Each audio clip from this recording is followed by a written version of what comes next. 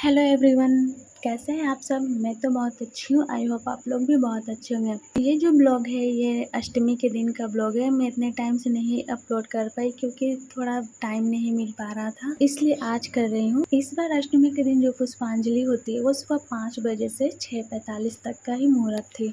तो हम लोग सुबह 4 बजे उठ जाते हैं, नहा धो अच्छे से तैयार होकर घर में पूजा वूजा कर लेते हैं। उसके बाद हम लोग आ जाते हैं यहाँ मंदिर दुर्गा माँ को पुष्पांजलि देने के लिए। तो हम लोगों ने सोचा, मतलब सिर्फ मैंने सोचा कि पता नहीं सुबह सुबह है कोई आएगा कि नहीं आएगा, बट आने के बाद पता चला यहाँ तो पहले से ही भीड़ थी, बहुत लोग आ चुके थे। कुछ लोग तो पुष्पांजलि दे के चले भी गए थे। फिर हम लोग भी पुष्पांजलि दे देते हैं और पंडित जी टीका उका लगा देते हैं और हमारी पूजा कंप्लीट हो जाती है। इस बार की जो अष्टमी और नवमी थी थोड़ा कन्फ्यूज़न वाला था, हम लोग बहुत कन्फ्यूज़ हो गए थे। इस बार जो अष्टमी था ना वो 10 तारीख को 12 बजे चढ़ा था और 11 तारीख को 12 बजे ख़त्म हुआ था। लेकिन जो पूजा का टाइम था वो 11 तारीख को सुबह में 5 बजे से 6:45 तक ही मुहूर्त था।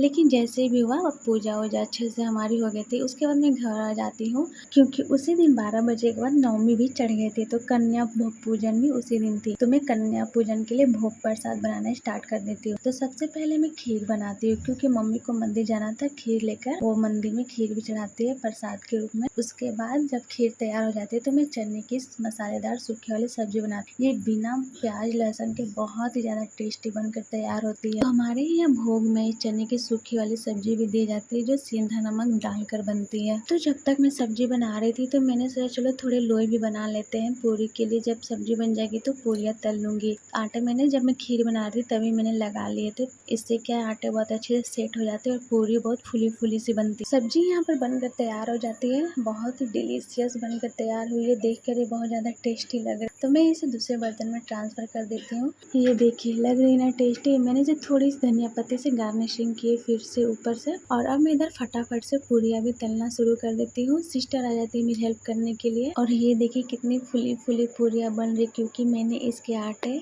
आधे घंटे पहले ही लगा के रख दिए थे। इसका सॉफ्ट चिकना डो बना के रख दिया था मैंने। तो इससे क्या है ना पूरियाँ बहुत अच्छी अच्छी फुली फुली सी बनती है। ये देखिए पूरियाँ कितनी फुली फुली सी बन रही है ना। और इधर सारी पूरी बन के रेडी हो गई है। तो चलिए मैं दिखाती हूँ। ये देखिए चने की मसालेदार सूखी वाली सब्जी खीर सभी बनकर तैयार हो गई है भोग। और अब मैं आ जाती हूँ इधर मैं अपने बेटे को तैयार करने के लिए क्योंकि आज ये बनने वाला है भैरव बाबा। 9 कन्याओं के बीच में तो भैरव बाबा बहुत जरूरी होते हैं ना। ये देखिए मैंने इसे प्रणाम करने के लिए कहा तो वो करता है। उसके बाद सभी कन्या आ जाती है छोटी छोटी सी प्यारी प्यारी सी। और फिर सबसे पहले हमने उनका स्वागत किया, पैर धोया और फिर उसके बाद हमने उन्हें महावर लगा दिया। मैंने अपने बेटे को भी मतलब भैरव बाबा को भी मैंने महावर लगाया। पहले तो वो लगा नहीं रहा था पर जबरदस्ती मैंने लगाया। और ये चुंदरी भी नहीं बंधवाता है अपने माथे पर, तो मैं क्या करती हूँ इसे गर्दन में ही इसके लटका देती हूँ। उसके बाद सभी कन्याओं को हम लोग भोग पर सब परोसते हैं। मैं और मेरी सिस्टर मिलकर ये सब करते हैं। तो बहुत अच्छा लग रहा था ये सब चीज़ें, एकदम दिल को सुकून सा मिल रहा था ये सब चीज़ें करके। तो भैरव बाबा अपने नहीं खा रहे थे तो इसीलिए मैं बैठ जाती हूँ खिलाने के लिए। खिलाते वो पता नहीं क्या सोचते हैं और खुद से उठाकर खाने लगते हैं। तो मुझे तो बहुत हंसी भी आ रही थी और बहुत अच्छा भी लग रहा था ये सब चीज़ें देखकर। हंसी मुझे इसलिए आ रही थी कि मेरे बेटे ऐसी हरकतें कर रहा था और अच्छा इसलिए लग रहा था। यहाँ कन्याओं के बीच में एक छोटा सा भैरव बाबा है जो ऐसे ऐसे हरकतें कर रहे हैं जो बहुत ही प्यारा लग रहा था। सभी कन्याओं को देखकर भी बहुत ही प्यारा लग रहा था। तो सभी कन्याओं को और भैरव बाबा को हमने अच्छे से भोजन करा दिया। फिर सभी को प्रसाद देते हैं, गिफ्ट देते हैं और हम उन्हें विदा करते हैं प्रणाम करके। और ये देखिए भैरव बाबा को जब लास्ट में ये गिफ्ट और प्रसाद दिया जाता है तो तुरंत फेंक देता है हाथ में, मतलब कुछ रखता है नहीं, जो भी दो फटाक से पहले फेंक देता है। आज के लिए बस इतना ही और अभी मिलते हैं नेक्स्ट ब्लॉग में। तब तक के लिए बाय बाय और सभी को मेरी तरफ से हैप्पी दशहरा।